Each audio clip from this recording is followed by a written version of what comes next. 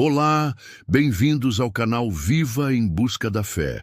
Você já se sentiu como se estivesse lutando uma batalha invisível? Como se suas orações não passassem do teto? E se eu te dissesse que o diabo tem um arsenal de estratégias para silenciar a sua voz, para impedir que você tenha uma vida de oração poderosa? Para a maioria das pessoas, a oração se tornou algo superficial, uma lista de pedidos rápidos antes de dormir. Mas a Bíblia nos mostra que a oração é uma das armas mais poderosas que temos.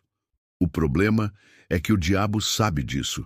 Ele não teme a sua oração fraca. Ele não se importa com a sua oração genérica.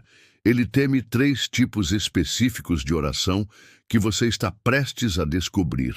Fique comigo, porque a terceira oração é a mais explosiva de todas, a que realmente abala o inferno. O próprio Jesus nos ensinou a orar por libertação.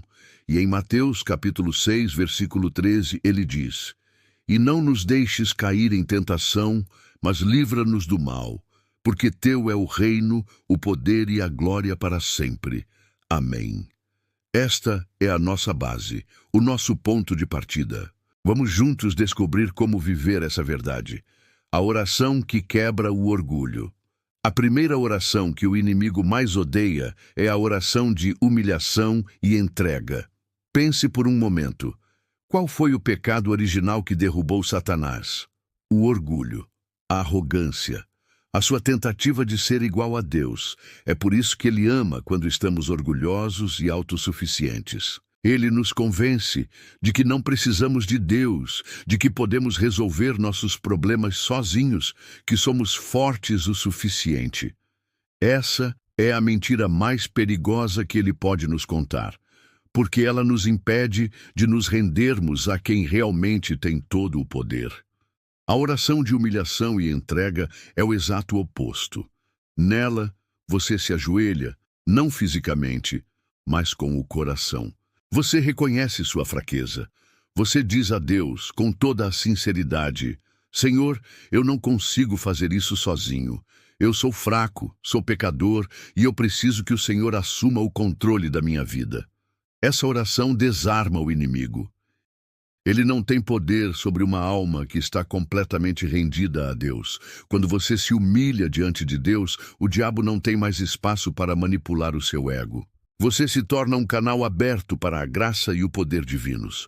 A Bíblia é clara sobre isso em Tiago, capítulo 4, versículo 7, que diz: "Sujeitai-vos, pois, a Deus, resisti ao diabo, e ele fugirá de vós." Veja a ordem aqui. Primeiro a sujeição a Deus, e depois a resistência ao diabo. A humilhação e a entrega são os pré-requisitos para a sua vitória espiritual. A oração que anula a culpa. O diabo é chamado de o acusador dos irmãos. Ele vive nas sombras da nossa culpa. Ele te lembra dos erros que você cometeu no passado. Ele te sussurra que você não é digno do amor de Deus, que seus pecados são grandes demais para serem perdoados. Ele usa a culpa como uma corrente para te manter preso, impotente e longe da presença de Deus. É por isso que a segunda oração que ele mais odeia é a oração de confissão e arrependimento genuíno. Quando você confessa seus pecados, você não está apenas dizendo a Deus o que ele já sabe. Você está declarando: "Eu rompo com essa mentira. Eu não vou mais viver debaixo do peso da minha culpa." O arrependimento não é só um sentimento de remorso, mas uma decisão de virar as costas para o pecado e seguir em uma nova direção com a ajuda do Espírito Santo. Essa oração corta as amarras do inimigo. Ela expõe suas mentiras e anula seu poder de acusação.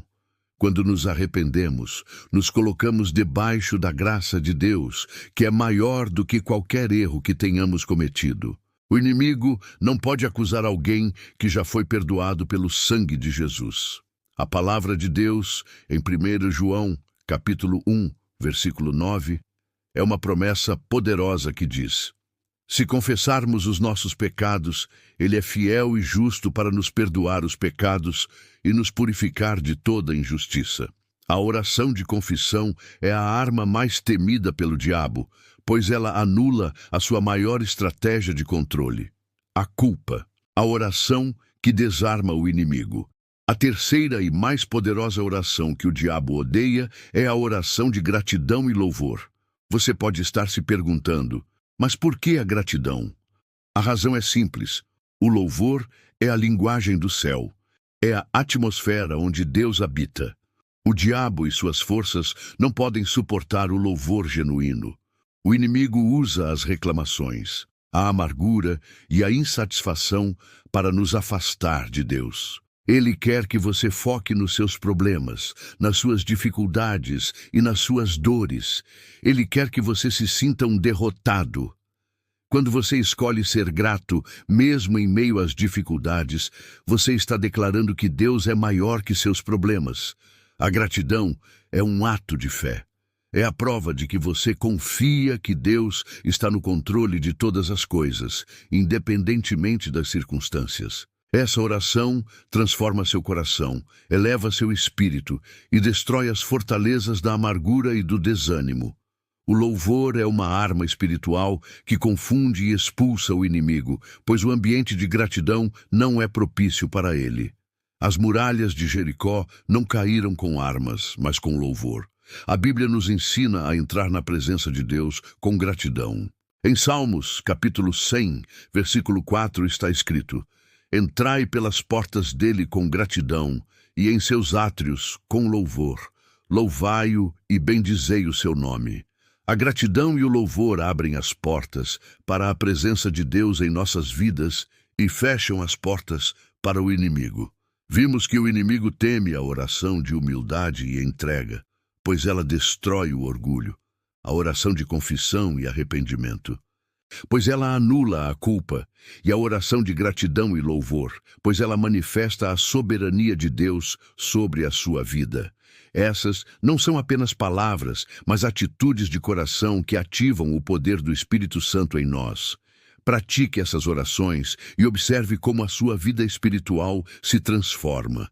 A sua jornada de oração será cada dia mais poderosa e as estratégias do inimigo não terão mais poder sobre você.